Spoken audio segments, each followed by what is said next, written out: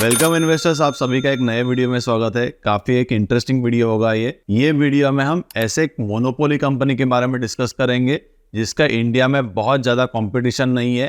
Globally भी उनके जो कॉम्पिटिटर्स है उनको ये कंपनी ने एक्वायर किया है। ये एक स्मॉल कैप की कंपनी है एंड गोइंग अहेड मैनेजमेंट ने काफ़ी एक स्ट्रॉन्ग ग्रोथ का गाइडेंस दिया है। तो ये वीडियो में ये कंपनी के बारे में हम डिटेल में डिस्कस करेंगे। तो ये जो कंपनी है वो वाटर सेक्टर में है। तो पहले हम देख लेते हैं कि इंडिया में वाटर रिलेटेड करंटली क्या क्या चैलेंजेस है। तो यदि आप इंडिया की पॉपुलेशन को कंपेयर करोगे ग्लोबली तो लगभग 18% आ जाता है, बट ग्लोबली जो टोटल वाटर रिसोर्सेस अवेलेबल है उसमें से सिर्फ 4% जो वाटर रिसोर्सेस है वो इंडिया में अवेलेबल है। नीति आयोग ने ये प्रेडिक्ट किया है कि टिल 2030 लगभग इंडिया में ऐसे 21 सिटीज होगी जहां पर वाटर शॉर्टेज हो सकता है and which can affect almost about 100 million people, which is a huge number. इसके अलावा यदि आप देखो तो ग्लोबली लगभग 99% जो वाटर है which is actually not usable because वो सी वाटर है। तो टोटल वाटर में से सिर्फ 0.3% ऑफ द जो वाटर है वो एक्चुअल में यूजेबल है बिकॉज वो रिवर, स्वैम्स या जो लेक्स है इसमें अवेलेबल होता है। So water is going to be a very scarce commodity going ahead. यदि आप करंटली भी देखोगे तो लगभग 2 बिलियन ऐसे लोग हैं जिनके पास सेफ ड्रिंकिंग वाटर अवेलेबल नहीं है और ये नंबर आगे जाके इंक्रीज होकर 5 बिलियन तक हो सकता है ग्लोबली। इंडिया में यदि आप देखो तो लगभग 80% ऑफ द ऐसा वाटर है जो डायरेक्टली सिस्टम में छोड़ा जाता है without any treatment. And if you compare the water treatment plants in India तो लगभग 2 to 3,000 है और यही नंबर जो है वो चाइना में लगभग 20 to 30,000 है। तो इंडिया में आगे जाके काफी एक मैसिव अपॉर्चुनिटी है in waste water treatment, sewage treatment, water desalination और ये जो सारे सेगमेंट्स है इसमें ये जो कंपनी वो प्रेजेंट है। ये एक स्मॉल कैप की कंपनी है एंड काफ़ी अच्छे रेट से आप देखोगे तो उनके प्रॉफिटेबिलिटी एंड जो रेवेन्यूज है वो ग्रो हो रहे हैं। तो कंपनी के बारे में हम ये वीडियो में डिस्कस करने वाले हैं। इसका नाम है जश इंजीनियरिंग। तो जश इंजीनियरिंग के बारे में हम ये वीडियो में काफ़ी सारे उनके जो डिटेल्स है, उनका बिजनेस मॉडल कैसा है, उनके कॉम्पिटिशन क्या है, आगे जाके क्या ग्रोथ हो सकती है, इसके अलावा प्रोडक्ट्स क्या क्या है उनके, ये सब के बारे में काफ़ी डिटेल में डिस्कस करेंगे। तो जरूर ये वीडियो को कंप्लीट देखिए एंड वैल्यू एडिटर चैनल को सब्सक्राइब नहीं किया होगा तो जरूर सब्सक्राइब भी कर लीजिए। तो जश इंजीनियरिंग ये जो कंपनी है वो कोई ईपीसी की कंपनी नहीं है। जैसे कि मैंने आपको पहले वीडियोस में बताया था कि वैबैग ये जो कंपनी है वो ईपीसी में है, या इसके अलावा आयन एक्सचेंज ये कंपनी का एक जो डिवीजन है that they cater into EPC. तो ये जो कंपनी है basically Jash engineering, they provide the products for the EPC company. जैसे कि यदि आप देखो तो वैबैग के जो 100% ऑफ द इक्विपमेंट्स आते हैं वो जश इंजीनियरिंग से आता है। तो जश इंजीनियरिंग एक इंजीनियरिंग कंपनी है जो वाटर, वेस्ट वाटर या सीवेज वाटर ट्रीट करने के लिए अलग अलग जो इक्विपमेंट्स लगते हैं इसका मैन्युफैक्चरिंग करती है। तो ये इक्विपमेंट्स में यदि आप देखो तो मेजरली वाटर गेट्स आ जाते हैं, या इसके अलावा स्क्रीन्स आ जाती है, कुछ प्रोसेस इक्विपमेंट्स आ जाते हैं या वॉल्स आ जाते हैं। यहाँ पर आप हर एक सेगमेंट वाइज ब्रेकअप देख सकते हो। तो मेजरली उनका जो रेवेन्यूज है वो स्क्रीन्स या वाटर गेट जो है उससे ही आता है, लगभग 80-90% का रेवेन्यूज, एंड बाकी ब्रेकअप आप यहाँ पर देख सकते हो। कंपनी की जो प्रोडक्ट्स है उसका जो यूसेज है वो water intake systems, water and waste water pumping stations and treatment plants, strong water pumping stations, water transmission lines और प्रोसेस इंडस्ट्रीज जिसमें steel industry, cement industry, paper and pulp industry या petrochem industry, fertilisers, ऐसे अलग अलग industries में होता है। और ये जो वाटर ट्रीटमेंट के इक्विपमेंट का इंडस्ट्री है इसमें कोई भी कंपनी का एक स्ट्रॉन्ग ब्रांड होना इज़ वेरी वेरी इंपॉर्टेंट। और इसीलिए यदि आप देखो तो जश इंजीनियरिंग ने अलग अलग यहाँ पर एक्विजिशंस की है ग्लोबली, एंड यहाँ पर आप उनके ब्रांड्स के भी डिटेल्स देख सकते हो। उसमें से जो कुछ ब्रांड्स है विच आर जश शॉयड, जश रिहार्ड, Mahr Maschinenbau, Rodney Hunt and ENM Jash. और कंपनी के जो ब्रांड्स है which are approved by major municipal corporations या जो सीवेज बोर्ड से कंसल्टेंट्स हो गए या लार्ज ईपीसी कंपनीज है, इससे ऑलरेडी अप्रूव्ड है। रिसेंटली गवर्नमेंट ऑफ इंडिया ने जो वेस्ट वाटर ट्रीटमेंट है इसके रिलेटेड काफ़ी स्ट्रिक्ट रूल्स लाए हैं, जिसमें जीरो लिक्विड डिस्चार्ज जो रेगुलेशन है वो लाया है। इसके अलावा जो वेस्ट वाटर है उसको प्रॉपरली ट्रीट करने के बाद ही जो एक्वेटिक बॉडीज़ है उसमें छोड़ना चाहिए। या गवर्नमेंट ऑफ इंडिया काफ़ी सीरियसली नमामि गंगे जो प्रोजेक्ट है उसके ऊपर भी काम कर रही है। तो मुझे लगता है कि आने वाले समय में जो अपॉर्चुनिटी साइज है जश इंजीनियरिंग जैसे प्लेयर्स के लिए, it can B a very massive opportunity. इसके बाद में अभी हम डिस्कस कर लेते हैं कि कंपनी के कौन कौन से क्लाइंट्स, जहाँ पर L&T जैसी कंपनीज है या रिलायंस है या इसके अलावा टाटा जैसी कंपनीज है, या सेल है, BHEL है, थर्मैक्स है, वैबैक जैसी जो कंपनीज है वो 100% ऑफ द जो इक्विपमेंट्स है वो जस्ट इंजीनियरिंग से लेती है, या रामकी जैसी कंपनीज जो है, या NCC है, ये सारे कंपनी के क्लाइंट्स है। इसके अलावा कंपनी ने न्यूक्लियर पावर कॉर्पोरेशन के लिए भी 36 स्क्रीन्स दी है, और ये जो स्क्रीन है they can withstand even during the tsunami या जो अर्थक्वेक है। और ये जो प्रोजेक्ट है वो टाटा प्रोजेक्ट्स यहाँ पर एग्जीक्यूट कर रहा है। इसके अलावा रिलायंस का जो जामनगर का रिफाइनरी है, यहाँ पर भी कंपनी ने अलग अलग जो प्रोडक्ट्स है उसका सप्लाई किया है। यहाँ पर आप कंपनी के एक्सपोर्ट्स एंड डोमेस्टिक का बाइफर्केशन देख सकते हो। तो over the period of time company ने काफ़ी अच्छी तरीके से जो एक्सपोर्ट्स है उसको फोकस किया है। इसके रिलेटेड उन्होंने कुछ एक्विजिशन भी की है, जैसे कि रॉडने हंट करके उन्होंने एक US में एक्विजिशन किया था, या उनका जो रिसेंटली एक्विजिशन है वाटर फ्रंट करके जो UK में किया है, इसके बारे में हम आगे जाके काफ़ी डिटेल में डिस्कस करेंगे। बट यदि आप उनका एग्जीक्यूशन का फोकस देखोगे तो it has been always focus on the export related जो डिमांड है, बिकॉज यहाँ पर मार्जिन्स काफ़ी बेटर है, पेमेंट रिलेटेड बहुत ज़्यादा चैलेंजेस नहीं आते कंपेयर टू जो डोमेस्टिक मार्केट है। तो over the period of time company ने काफ़ी डाइवर्सिफाई किया है, and that would be the am going ahead. Company उनके जो प्रोडक्ट्स है वो लगभग 30 अलग अलग कंट्रीज में एक्सपोर्ट करती है।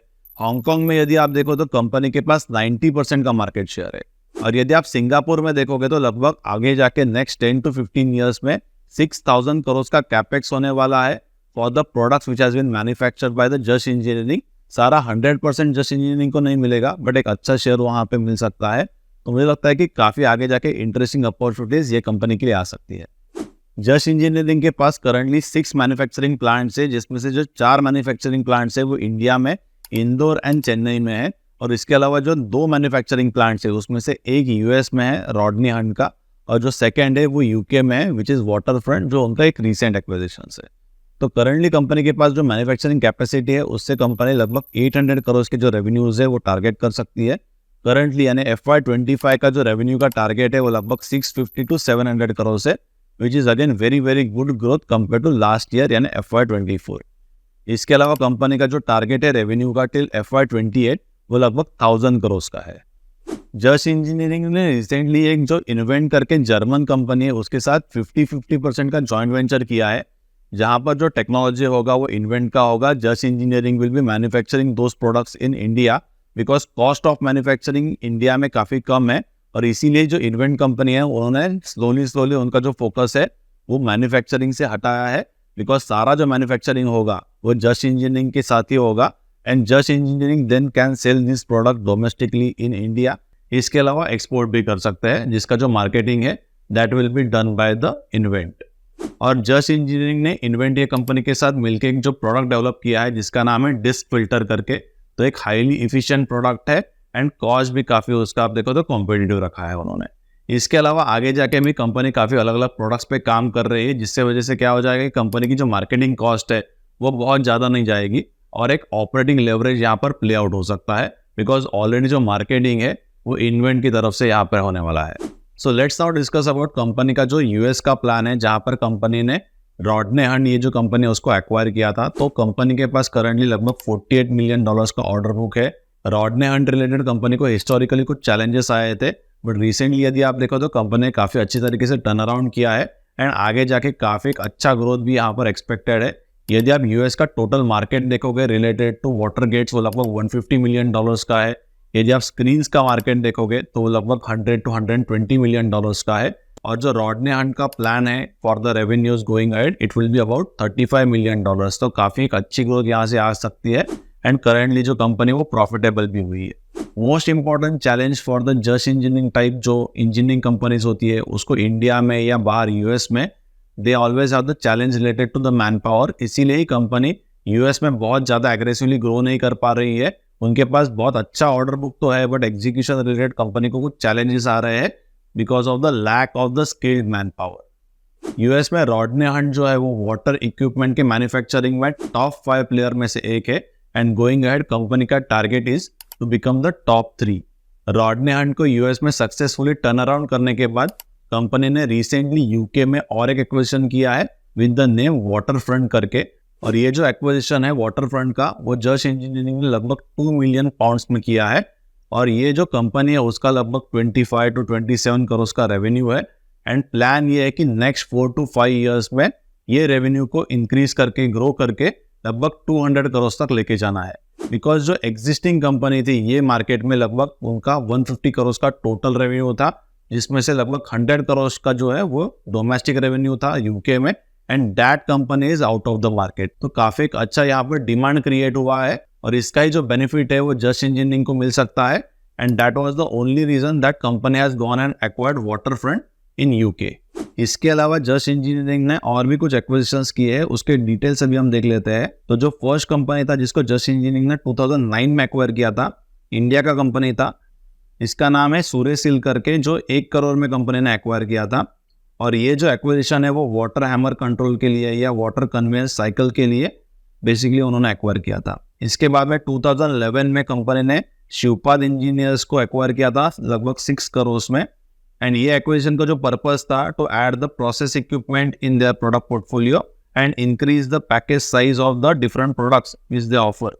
इसके बाद में जो थर्ड एक्विजिशन था वो ऑस्ट्रिया में किया था लगभग 2 मिलियन यूरो के लिए। कंपनी का नाम था मायर मैशनीव्यू, और ये जो एक्विजिशन है वो नया स्क्रीनिंग टेक्नोलॉजी लेने के लिए किया था एंड एक्सपोर्ट मार्केट डेवलप करने के लिए किया था।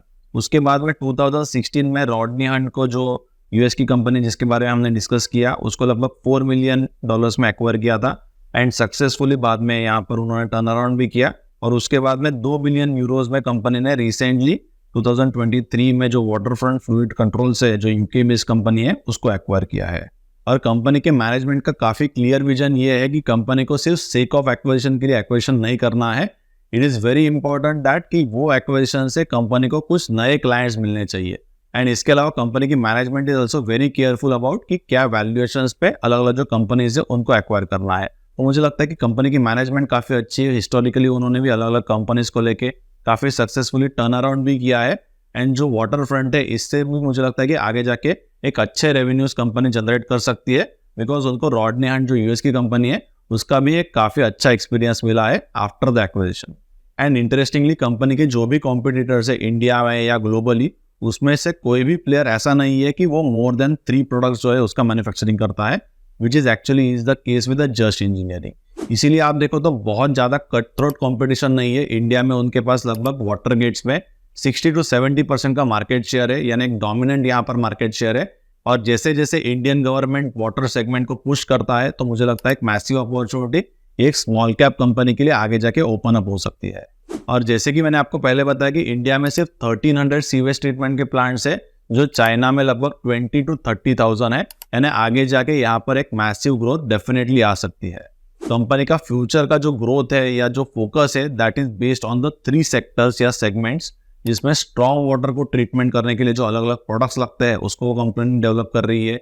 इसके अलावा जो sea level day by day increase हो रहा है इसके लिए भी कंपनी को सॉल्यूशंस प्रोवाइड कर रही है, and very very important is water use के लिए भी उनके काफी प्रोडक्ट्स है। यदि आप देखो तो ये एक्सपेक्ट किया जा रहा है 2100 ईयर तक लगभग सिंगापुर जो है वो 100 मिलीमीटर पानी के नीचे जा सकता है। इसके अलावा जकार्ता जो है वो लगभग 1 फीट पानी के नीचे जा सकता है टिल 2030।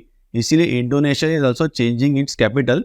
और ये जो नेचुरल कैलेमिटीज है या ये जो चैलेंजेस है related to waste water treatment या सीवेज वाटर ट्रीटमेंट या वाटर डिसैलिनेशन, एक मैसिव अपॉर्चुनिटी हो सकता है going ahead in future for companies like Jash engineering, जिनका एक ऑलमोस्ट मोनोपोली है फॉर द प्रोसेस इक्विपमेंट और different water treatment equipments. Jash engineering के बिजनेस में मुझे सिर्फ एक ही रिस्क लगता है, विच इज रिलेटेड टू उनके जो फिक्स प्राइस के कॉन्ट्रैक्ट्स होते हैं। यानी सपोज रॉ मटेरियल में वोलेटिलिटी आ जाती है तो यहाँ पर कंपनी को कुछ निगेटिव इंपैक्ट आ सकता है, उनके जो मार्जिन है वो रिड्यूस हो सकते हैं। 2028 तक कंपनी ने लगभग 1000 करोड़ के रेवेन्यूज का टारगेट किया है, और यदि आप उनके करंटली मार्जिन देखोगे तो एबिटा साइड में लगभग कंपनी 18 to 20% के मार्जिन करती है, जो कंपनी को आगे जाके लगभग 22 to 23%, 24% तक रीच करना है।